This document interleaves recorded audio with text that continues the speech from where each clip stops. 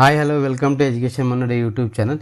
ಈ ದಿನ SSLC ಮಧ್ಯವಾರ್ಷಿಕ ಪರೀಕ್ಷೆ ಗಣಿತ ಪತ್ರಿಕೆಯನ್ನು ನೋಡ್ತಾ ಹೋಗೋಣ. ಫಸ್ಟ್ ಕ್ವಶನ್, ಕೊಟ್ಟ ಆಯ್ಕೆಗಳಿಂದ ಸೂಕ್ತ ಉತ್ತರವನ್ನು ಆರಿಸಿ ಬರೀತಕ್ಕಂಥದ್ದು. ಫಸ್ಟ್ ಕ್ವಶನ್ ನೋಡಿ, 24 ಅವಿಭಾಜ್ಯ ಅಪವರ್ತನಗಳಾಗಿ ವ್ಯಕ್ತಪಡಿಸಿದಾಗ ಡ್ಯಾಶ್ ಆಗುತ್ತದೆ ಅಂತಕ್ಕಂಥದ್ದು ಹೇಳಿದರೆ, ಅವು 24 ಇರ್ಬೋದು ಅಥವಾ ಬೇರೆ ಯಾವುದೇ ಸಂಖ್ಯೆ ಇರ್ಬೋದು.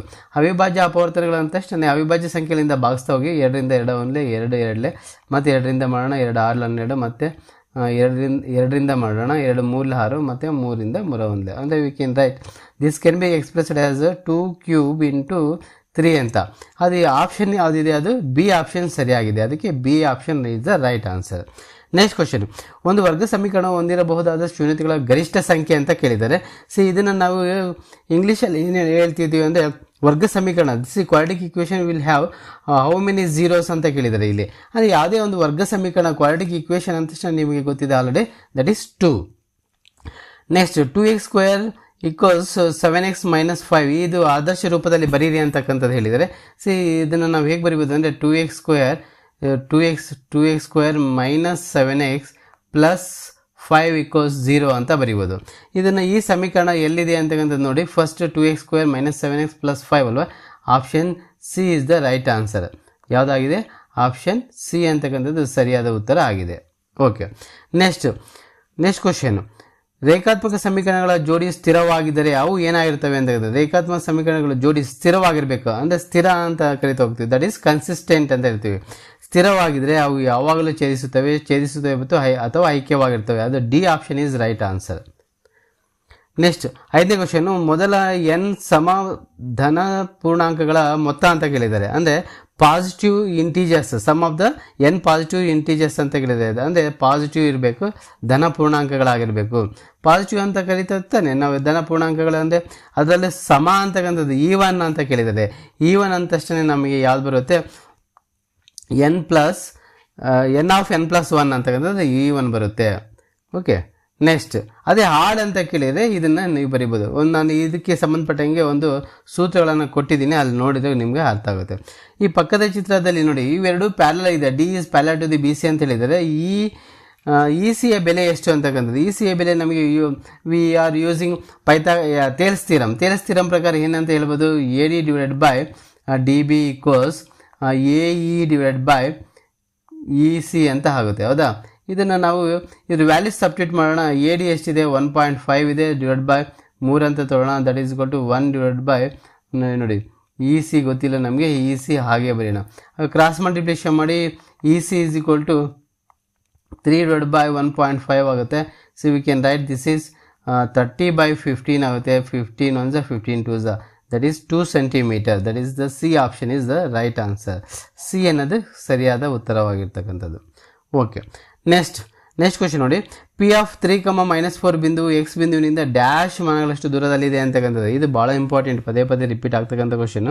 ಎಕ್ಸ್ ಅಕ್ಷದಿಂದ ಅಂತ ಹೇಳ್ತೇವೆ, X axis. They are asking from X axis means we have to mention y coordinate, ಅಂದರೆ y ವ್ಯಾಲ್ಯೂ ಬರಿತಾ ಹೋಗಬೇಕು. ಅಂದರೆ -4 ಅನ್ನೋದು ಸರಿಯಾದ ಉತ್ತರ ಆಗಿದೆ. ನೆಕ್ಸ್ಟ್ x² - 2x + 8 ಬಹುಪದೋಕ್ತಿಯ ಶೂನ್ಯತೆಗಳ ಮೊತ್ತ ಅಂತ ಕೇಳಿದೆ. ಶೂನ್ಯತೆಗಳ ಮೊತ್ತ ಅಂದರೆ ನಮಗೆ ಗೊತ್ತಿದೆ, ಯಾವುದೇ ರೀತಿಯಾಗಿ ಶೂನ್ಯತೆಗಳ ಮೊತ್ತ ಅಂದರೆ ಇಲ್ಲಿ ಬರೀತಾ ಹೋಗ್ತೀವಿ. ಮೊತ್ತ ಆಲ್ಫಾ + ಬೀಟಾ = -b/a ಅಂತ.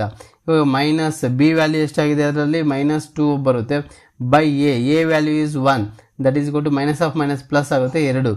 ಅಂದರೆ ಉತ್ತರ +2 ಅಂತಕ್ಕಂಥದ್ದು ಸರಿಯಾದ ಉತ್ತರ ಆಗಿದೆ. +2 ಸರಿಯಾದ ಉತ್ತರ. ಓಕೆ, ನೆಕ್ಸ್ಟ್ ಈ ಕೆಳಗಿನ ಪ್ರಶ್ನೆಗಳಿಗೆ ಉತ್ತರಿಸಿ ಅಂತಕ್ಕಂಥದ್ದು. 2 ಕ್ರಮಾನುಗತ ಸ್ವಾಭಾವಿಕ ಸಂಖ್ಯೆಗಳ ಮಾಸಾಹ ಅಂತ ಹೇಳಿದ್ದಾರೆ. ಅಂದರೆ ಕ್ರಮಾನುಗತ ಅಂತ ಹೇಳ್ತೇವೆ. ಇದರಲ್ಲಿ ಕ್ರಮಾನುಗತ ಯಾವುದೇ ಒಂದು ಸ್ವಾಭಾವಿಕ ಸಂಖ್ಯೆಗಳು 1, 2 ಅಂತಕ್ಕಂಥ ಸ್ವಾಭಾವಿಕ ಸಂಖ್ಯೆಗಳನ್ನು ತೊಗೊಂಡ್ರೆ what is the HCF of 1, 2 ಅಂದರೆ what is the 1, 2 HCF, that is HCF ಅಂತ ಹೇಳಿದ್ದಾರೆ. HCF = V can right 1 is the right answer. 1 it is the right answer. Next question 10ನೇ ಕ್ವಶನ್ ನೋಡ್ತಾ ಹೋಗೋಣ. 12 ಮತ್ತು 24 ಮಾಸಾಹ 12 ಆದರೆ ಅವುಗಳ ಲಾಸಹವನ್ನು ಕಂಡುಹಿಡಿಯಿರಿ ಅಂತಕ್ಕಂಥದ್ದು ಕೊಟ್ಟಿದ್ದಾರೆ. ಇಲ್ಲಿ ನೋಡಿ, ಮಾಸಾಹ ಕೊಟ್ಟಿದ್ದಾರೆ, ನಮಗೊಂದು ಫಾರ್ಮುಲಾ ಇದೆ, A × B = H × L ಅಂತ. ಹೌದಾ, ಇಲ್ಲಿ 12 ಮತ್ತು 24 ಅಂದರೆ ಇದ್ರ 12 ಬರೆಯೋಣ, ಇದಕ್ಕೆ 24 ಅಂತ ಬರಿತಾ ಹೋಗೋಣ. ಹೆಚ್ ಇಂಟು ಎಲ್, ಹೆಚ್ಚು ಅವುಗಳ ಮಾಸಾಹ ಕೊಟ್ಟಿದ್ದಾರೆ 12 ಅಂತ ಕೊಟ್ಟಿದ್ದಾರೆ, ಮಾಸಾಹ ಇಂಟು ಎಲ್ ಎಷ್ಟು ಅಂತ ಕೇಳಿದ್ದಾರೆ. ಅವಾಗ ಎಲ್ ಇಸ್ಕೊಟ್ಟು ನಾವೇನು ಮಾಡ್ತೀವಿ, ಎಲ್ ನೋಡಿ ಇಂಟು 24 ಡಿವೈಡ್ ಬೈ ಮತ್ತೆ 12 ಆಗುತ್ತೆ, 12ರಿಂದ ಭಾಗಿಸ್ತಾ 12 ಅಂತ ಬರೆಸಿ ಎಲ್ ಇಸ್ಕೊಟ್ಟು 24 ಆಗುತ್ತೆ. ಅಂದರೆ ಅಲ್ಲಿಗೆ ಲಾಸಾಹ ಅಂತಕ್ಕಂಥದ್ದು ಎಷ್ಟಾಗುತ್ತೆ, ಲಾಸಾಹ 24 ಆಗುತ್ತೆ.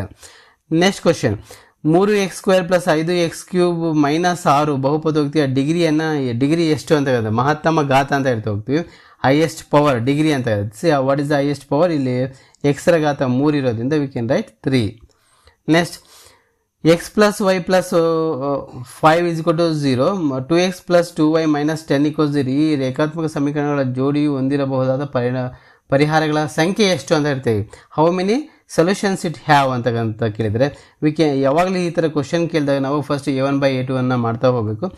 Start with a1/a2. a1/a2 ಎಷ್ಟಾಗುತ್ತೆ, 1/2 ಆಗುತ್ತೆ. Then b1/b2 how much, that is again 1/2.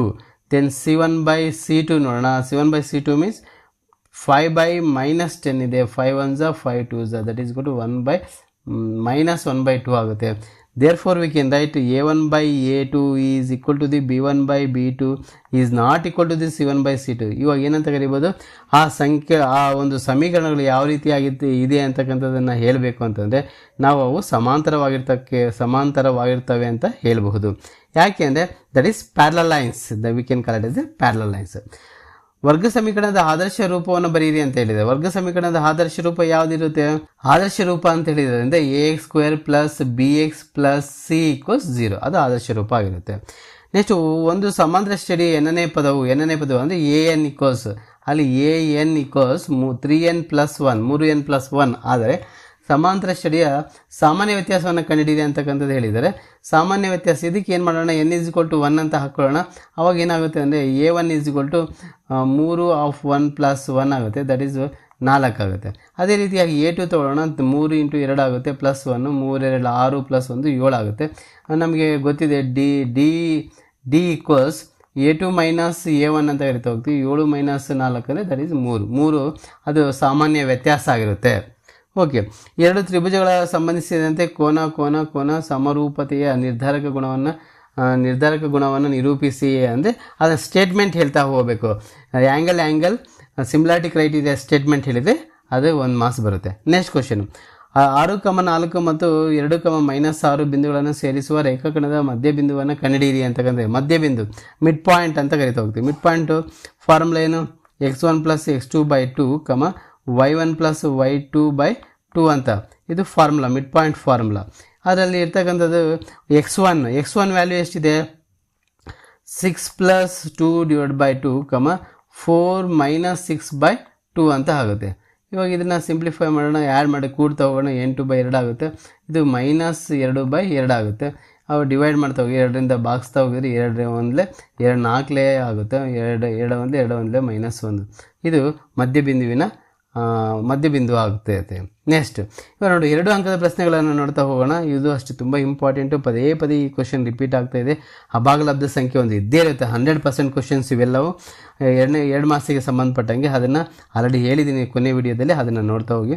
ಮತ್ತು 4 ಮತ್ತು 1 ಶೂನ್ಯತೆಗಳನ್ನಾಗಿ ಹೊಂದಿರುವ ವರ್ಗ ಬಹುಪದೋಕ್ತಿಯನ್ನು ಬರೀರಿ ಅಂತಕ್ಕಂಥದ್ದು ಕೊಟ್ಟಿದ್ದಾರೆ. ವರ್ಗ ಬಹುಪದೋಕ್ತಿಯನ್ನು ಬರೀರಿ ಅಂತಕ್ಕಂಥದ್ದು, ಇದನ್ನು ವರ್ಗ ಬಹುಪದೋಕ್ತಿಯನ್ನು ನಾನು ಇನ್ನೊಂದು ಸರ್ತಿ ಬರೆತೋರಿಸ್ತೀನಿ. ಲಾಸ್ಟ್ ವಿಡಿಯೋದಲ್ಲಿ ನಾವು ಮಾಡಿದ್ವಿ ಇದ್ರ ಬಗ್ಗೆ, ಆದರೆ ಮತ್ತೊಂದು ಸರ್ತಿ ಹೇಳ್ತಾ ಹೋಗ್ತೀನಿ. ಯಾವುದೇ ಒಂದು ವರ್ಗ ಬಹುಪದೋಕ್ತಿಯನ್ನು ಶೂನ್ಯತೆಗಳು ಆಗಿದ್ದಾವೆ ಅಂದರೆ ಅದು ಎಕ್ಸ್ ವ್ಯಾಲ್ಯೂ ಮತ್ತು ವೈ ವ್ಯಾಲ್ಯೂ ಕೊಟ್ಟಿರ್ತಕ್ಕಂಥದ್ದು, ಆಲ್ಫಾ ಮತ್ತು ಬೀಟಾ. ಹೌದಾ, ಆಲ್ಫಾ ಅಂತ ಕೊಟ್ಟಿದ್ದಾರೆ, ಆಲ್ಫಾ = 4 ಆಗುತ್ತೆ. ಬೀಟಾ ನೋಡಿ ಬೀಟಾ = 1 ಆಗುತ್ತೆ. ಆಲ್ಫಾ + ಬೀಟಾ ಅಂದರೆ ಆವಾಗ 5 ಆಗುತ್ತೆ. ಆಲ್ಫಾ × ಬೀಟಾ ಅಂದರೆ 4 ಆಗುತ್ತೆ. ಇವಾಗ ಶೂನ್ಯತೆಗಳನ್ನು ಆಗಿರೋದ್ರಿಂದ ನಾವೇನು ಬರೀಬೋದು, ಫಾರ್ಮುಲಾ ಇದೆ x² ಅಂತ ಕೊಟ್ಟಿದ್ದೀವಿ, ಮತ್ತು plus x of alpha + beta plus alpha × beta = 0 ಆಗುತ್ತೆ. ಇವಾಗ x² ಹಾಗೆ ಬರೆಯೋಣ, that is x² plus x × 5. ಯಾಕೆ ಅದನ್ನು ಫಸ್ಟ್ ಕೂಡಬೇಕು, ಆ್ಯಡ್ ಮಾಡಿದರೆ ಪ್ಲಸ್ ಮತ್ತು ಗುಣಿಸ್ತಾ ಹೋಗ್ತೀವಿ, 4 1 4 ಆಗುತ್ತೆ. That is x² + 5x + 4 = 0. ಇದು ಸರಿಯಾದ ಉತ್ತರ ಆಗುತ್ತೆ. ಇದು 5 ಹೇಗೆ ಬಂದು ಗೊತ್ತಲ್ಲ, ಅವೆರಡನ್ನು ಆ್ಯಡ್ ಮಾಡಿರ್ತಕ್ಕಂಥದ್ದು. ನೆಕ್ಸ್ಟ್ ನೋಡಿ, ಇದನ್ನು ಬಿಡಿಸಿ ಅಂತಕ್ಕಂಥ ಕೊಟ್ಟಿದ್ದಾರೆ. ಅಂದರೆ ಎಕ್ಸ್ ಪ್ಲಸ್ ವೈ ಇಸ್ ಕೊಟ್ಟು 5 ಮತ್ತು 2x ಮೈನಸ್ 3y ಇಸ್ ಕೊಟ್ಟು 4 ಅಂತ ಕೊಟ್ಟಿದ್ದಾರೆ. ಅದು 4ನ್ನು ಬಿಡಿಸ್ತಾ ಹೋಗಬೇಕು ನಮಗೆ. ಅಂದರೆ ಅದು ಆನ್ಸರ್ ಏನಾಗುತ್ತೆ ಸಾಲ್ವ್ ಅಂತಕ್ಕಂಥದ್ದು. ಇಲ್ಲಿ ಯಾವುದು ವಿಧಾನ ಆದರೂ ತೊಗೊಳ್ಬೋದು. ಅದಕ್ಕೆ ಫಸ್ಟ್ ಇಕ್ವೇಷನ್ ಮಲ್ಟಿಪ್ಲಿಕೇಶನ್ ಮಾಡೋಣ, 2ರಿಂದ ಮಾಡ್ತಾ ಹೋಗ್ಬಿಡೋಣ, ನಮ್ಗೆ ಈಸಿ ಆಗುತ್ತೆ. 2x ಪ್ಲಸ್ 2y ಈಕ್ವಲ್ಸ್ 10 ಆಗುತ್ತೆ. ಎರಡನೇ ಇಕ್ವೇಷನ್ ಹಾಗೆ ಬರೆಯೋಣ, 2x ಮೈನಸ್ 3y ಈಕ್ವಲ್ಸ್ 4 ಆಗುತ್ತೆ. ಇಲ್ಲಿ ನೋಡಿ, ಇವಾಗ ಇದು ಸಮ ಇರೋದ್ರಿಂದ ನಾವು ಸಬ್ಟ್ರಾಕ್ಷನ್ ಮಾಡೋಣ. ಮೈನಸ್ ಇದು ಪ್ಲಸ್ ಆಗುತ್ತೆ, ಇಲ್ಲಿ ಪ್ಲಸ್ ಇದೆ ಮೈನಸ್ ಆಗುತ್ತೆ. ಇಲ್ಲಿ ನೋಡಿ, ಇವೆರಡು ಟರ್ಮ್ ಕ್ಯಾನ್ಸಲ್ ಆಯ್ತು, ಇವೆರಡು ಪ್ಲಸ್ ಇರೋದ್ರಿಂದ 5y ಆಗುತ್ತೆ. ಎರಡನ್ನ ಆ್ಯಡ್ ಮಾಡ್ಬೇಕು ತಾನೆ, 5y ಆಗುತ್ತೆ. ಈಸ್ ಈಕ್ವಲ್ ಟು ಇಲ್ಲಿ ಕಳಿಬೇಕು, ಇಲ್ಲಿ 6 ಆಗುತ್ತೆ. ಇದು ಕರೆಕ್ಟಾ? y ಈಸ್ ಈಕ್ವಲ್ ಟು 5/6 ಆಗುತ್ತೆ. ಇದು y ವ್ಯಾಲ್ಯೂ. ಇವಾಗ y ಬೆಲೆ ಗೊತ್ತಾಗಿದೆ ನಮಗೆ. ಮತ್ತು ಅದನ್ನ ಏನು ಮಾಡಬೇಕು, y ಬೆಲೆ ಗೊತ್ತಾದಾಗ ಒಂದು ಇಕ್ವೇಷನಲ್ಲಿ ಸಬ್ಸ್ಟಿಟ್ಯೂಟ್ ಮಾಡಿ ಎಕ್ಸ್ ಬೆಲೆ ಬರುತ್ತೆ. ಓಕೆ, ನೆಕ್ಸ್ಟ್ ಕ್ವಶನು ಮುಂದುವರಿಸ್ತಾ ಹೋಗೋಣ. ನೆಕ್ಸ್ಟ್ ಕ್ವಶನ್ ನೋಡೋಣ. ನೋಡಿ, ಮುಂದಿನ ಕ್ವಶನ್ ಹೇಗಿದೆ ಅಂತ. 2x² plus kx plus 3 equals 1. ಈ ವರ್ಗ ಸಮೀಕರಣದ ಮೂಲಗಳು ಸಮಾನ ಆದರೆ ಕೇನ ಬೆಲೆಯನ್ನು ಕಂಡುಹಿಡಿಯಿರಿ ಅಂತಕ್ಕಂಥದ್ದು ಹೇಳಿದೆ. ಸಮಾನ ಆದರೆ ಅಂತಕ್ಕಂಥ ಕೊಟ್ಟಿರೋದ್ರಿಂದ ನಾವು ಡೆಲ್ಟಾ ಅಂತ ತೊಗೊಳ್ತೀವಿ. Delta is equal to b² minus 4ac. ಅವಾಗ ಸಮಾನ ಆಗಿರೋದ್ರಿಂದ 0 ಆಗುತ್ತೆ. ಬಿ ವ್ಯಾಲ್ಯೂ ಎಷ್ಟಿದೆ, k² ಹಾಗೆ ಬರೀಬೇಕು. ಮೈನಸ್ 4 ಇಂಟು a ಮೀನ್ಸ್ 2 ಆಗುತ್ತೆ. ಸಿ ವ್ಯಾಲ್ಯೂ 3 ಆಗುತ್ತೆ. 0 ಈಕ್ವಲ್ಸ್ k². ಇಲ್ಲಿ ನೋಡಿ, ಯಾವ ಮೈನಸ್ ಇದೆ, ಎಲ್ಲ ಪ್ಲಸ್ ಇರೋದ್ರಿಂದ ಮೈನಸ್ಸೇ ಬರುತ್ತೆ. 4 ಇದೆ, 4 2 8, 8 3 24 ಆಗುತ್ತೆ. 8 as right. Okay, k² is equal to plus 24 ಆಗುತ್ತೆ. Then k we can write root 24 ಆಗುತ್ತೆ. ಈ ಪ್ಲಸ್ ಆರ್ ಮೈನಸ್ ಅಂತ ತೊಗೊಳ್ಬೇಕು. 24 ಇದು ಆನ್ಸರ್ ಆಗುತ್ತೆ. ಕೆನ ಬೆಲೆ ಅಷ್ಟಾಗಿರುತ್ತೆ. ಓಕೆ, ನೆಕ್ಸ್ಟ್ ಕ್ವಶನ್ ನೋಡೋಣ. 6x² ಮೈನಸ್ x ಮೈನಸ್ 2 ಈ ಸಮೀಕರಣದ ಮೂಲಗಳನ್ನು ಕಂಡುಹಿಡಿಯಿರಿ ಅಂತಕ್ಕಂಥದ್ದು ಹೇಳಿದರೆ. ಸಮೀಕರಣದ ಮೂಲಗಳನ್ನು ಕಂಡುಹಿಡಿತಕ್ಕಂಥದ್ದು ಯಾವ ರೀತಿಯಾಗಿ ನಾವು ಸಮೀಕರಣದ ಮೂಲಗಳನ್ನು ಕಂಡುಹಿಡಿಬೋದು, ಯಾವುದೇ ಒಂದು ಪದ್ಧತಿಯಲ್ಲಾದರೂ ಮಾಡ್ಬೋದು. ಈಗ ನಾನು ಅಪವರ್ತನ ವಿಧಾನದಲ್ಲಿ ಮಾಡ್ತಾ ಹೋಗೋಣ. ಮೊದಲನ್ನು ಮತ್ತು ಕೊನೆಯ ಸಂಖ್ಯೆನ ಗುಣಿಸ್ತಾ ಹೋಗಿ ಆವಾಗ ಮೈನಸ್ 12x² ಆಗುತ್ತೆ. ಎರಡು ಸಂಖ್ಯೆಗಳನ್ನಾಗಿ ಬರಿತಾ ಹೋಗಬೇಕು. 4 3 12 ಅಂತ ಇರ್ತಾ ಹೋಗ್ತೀವಿ. 4 3 12, ಇಲ್ಲಿ x ಅಂತ ಬರೀರಿ. ಮಧ್ಯ ಸಂಖ್ಯೆ ಮೈನಸ್ ಇರೋದು, ದೊಡ್ಡ ಸಂಖ್ಯೆ ಕೊಡಬೇಕು, ಇಲ್ಲಿ ಪ್ಲಸ್ ಅಂತ ಕೊಡೋಣ. ಇವಾಗ ಇಲ್ಲಿ ನೋಡಿ, ಇದರದ್ದು ಸಮೀಕರಣಗಳನ್ನು ನಾವು ಆಲ್ರೆಡಿ ಗೊತ್ತಿದೆ ನಮಗೆ. 6x² ಈ ಥರ ಬರೀಬೇಕು. 6x² ಪ್ಲಸ್ 3x, ನಾನು ಇದನ್ನು ತೊಗೊತೀನಿ. Minus 4x minus 2 is equal to 0 ಅಂತ ತೊಗೊಳ್ಳೋಣ. ಇವೆರಡರಲ್ಲೂ ಕಾಮನ್ ಆಗಿ 3x ಕಾಮನ್ ತೆಗೀರಿ. 3 2 6 ಬರುತ್ತೆ. x ಪ್ಲಸ್ 1 ಆಗುತ್ತೆ. ಇಲ್ಲಿ ಮೈನಸ್ 2 ಕಾಮನ್ ತೆಗೆದ್ರೆ x ಪ್ಲಸ್ 1 ಆಗುತ್ತೆ. ಇವಾಗ 2x plus 1 of 3x minus 2 equals 0 ಆಗುತ್ತೆ. Then 2x is equal to minus 1, x is equal to minus 1/2 ಆಗುತ್ತೆ. ಇಲ್ಲ ಅದೇ ರೀತಿಯಾಗಿ x ಇಸ್ ಈಕ್ವಲ್ ಟು 2/3 ಆಗುತ್ತೆ. ಇದು ಆ ಸಮೀಕರಣದ ಮೂಲಗಳಾಗಿರುತ್ತೆ. ನೋಡಿ, ಇಲ್ಲೂ ಅಷ್ಟೇ ತುಂಬ ಇಂಪಾರ್ಟೆಂಟ್ ಇದೆ. ಇವೆಲ್ಲವೂ ಅಷ್ಟೇ, ನಾನು ಕೊನೆಯ ವಿಡಿಯೋದಲ್ಲಿ ಇವೆಲ್ಲವೂ ಇದೇ ರೀತಿ ಆಗಿರ್ತಕ್ಕಂಥ ಕ್ವಶನ್ಸ್ ರಿಪೀಟ್ ಆಗ್ತಾನೇ ಇರುತ್ತೆ. ನೆಕ್ಸ್ಟ್ ಕ್ವಶನ್ 21, 18, 15 ಈ ಸಮಾಂತರ ಶ್ರೇಣಿಯ ಎಷ್ಟನೇ ಪದವು ಮೈನಸ್ 81 ಆಗಿದೆ ಅಂತ. ಎಷ್ಟನೇ ಪದವು ಅಂತ ಕೇಳಿದರೆ ಅದಕ್ಕೆ n is equal to question mark ಹಾಕ್ಕೊಳ್ಬೇಕು. ಈ ದಿಸ್ ಈಸ್ an ಅಂತ ಇರ್ತೀವಿ. ಏನು ಕೊಟ್ಟಿದ್ದಾರೆ, ಮೈನಸ್ 81 ಅಂತ ಕೊಟ್ಟಿದ್ದಾರೆ. ಇವಾಗ an equals a plus n minus 1 into D ಅಂತ ನೀನು ತೊಗೊಂಡ್ರೆ ಅದು ಸಬ್ಸ್ಟಿಟ್ಯೂಟ್ ಮಾಡಿದ್ರೆ ವ್ಯಾಲ್ಯೂ ಈಸಿಯಾಗಿ ನಿನಗೆ ಬರ್ತಾ ಹೋಗುತ್ತೆ. ಇಲ್ಲಿ ನಾನು ಕೆಲವೊಂದು a ವ್ಯಾಲ್ಯೂ ಎಷ್ಟಾಗುತ್ತೆ, a ಈಸ್ 21 ಆಗುತ್ತೆ. ಆಮೇಲೆ ಡಿ ವ್ಯಾಲ್ಯೂ ಎಷ್ಟಾಗುತ್ತೆ ಅಂತಂದರೆ ನಾವು ಮೈನಸ್ ಮಾಡಬೇಕು. 18 ಮೈನಸ್ 12 ಅಂದರೆ ಮೈನಸ್ 3 ಆಗುತ್ತೆ. ಇದನ್ನು ಸಬ್ಸ್ಟಿಟ್ಯೂಟ್ ಮಾಡಿದ್ರೆ ಅದು ವ್ಯಾಲ್ಯೂ ನಮಗೆ ಈಸಿಯಾಗಿ ಸಿಗುತ್ತೆ. ನೆಕ್ಸ್ಟ್ ನೋಡಿ, ನೆಕ್ಸ್ಟ್ ಕ್ವಶನ್ ನೋಡಿರಿ, ಅದನ್ನು ಸಹ ಭಾಳ ಇಂಪಾರ್ಟೆಂಟ್ ಆಗಿದೆ.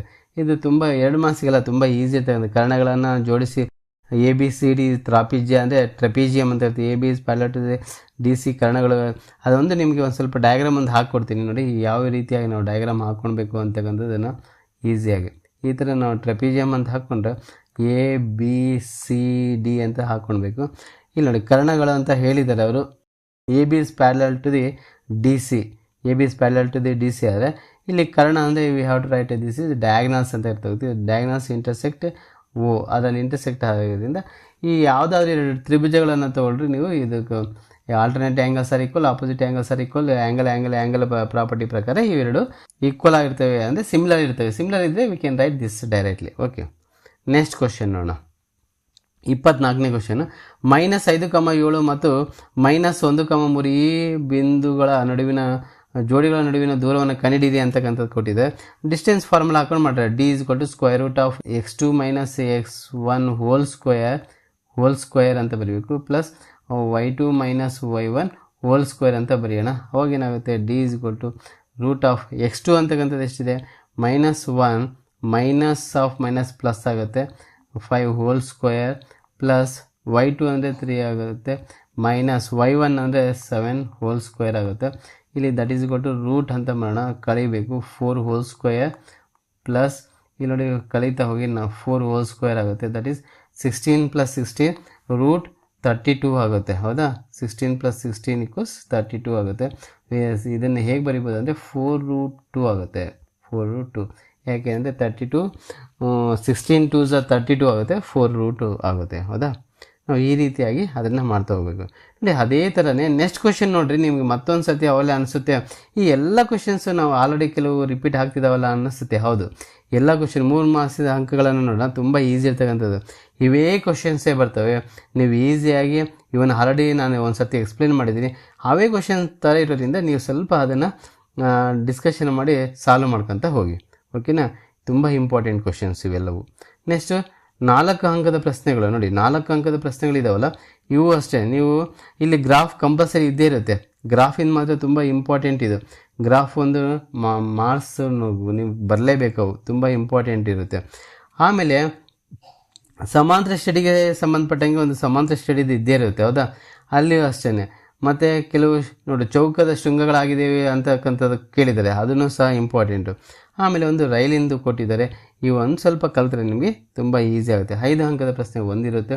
ಈ 5 ಅಂಕ ಪ್ರಶ್ನೆ ಮೂಲ ಸಮಾನುಪಾತತೆ ಪ್ರಮೇಯವನ್ನು ನಿರೂಪಿಸಿ ಮತ್ತು ಸಾಧಿಸಿ ಅಂತ ಹೇಳಿದರೆ, ಮೂಲ ಸಮಾನುಪಾತತೆ ಪ್ರಮೇಯ ಅಂದರೆ ತೇಲ್ಸ್ ಥಿಯರಮ್ ಅಂತ ಹೇಳ್ತಾ ಹೋಗ್ತೀವಿ. ಅದನ್ನು ಸ್ಟೇಟ್ಮೆಂಟ್ ಬರೀಬೇಕು ಮತ್ತು ಅದನ್ನು ಎಲ್ಲವೂ ಸಾಧನೆಯನ್ನು ಬರಿತಾ ಹೋಗಬೇಕು. ಇದು ನೋಡಿ, ಈ ವಿಡಿಯೋ ಇಷ್ಟವಾದಲ್ಲಿ ನೀವು ಶೇರ್ ಮಾಡಿ, ಸಬ್ಸ್ಕ್ರೈಬ್ ಆಗಿ ಅಂತ ಹೇಳ್ತಾ ಎಲ್ಲರಿಗೂ ಧನ್ಯವಾದಗಳು.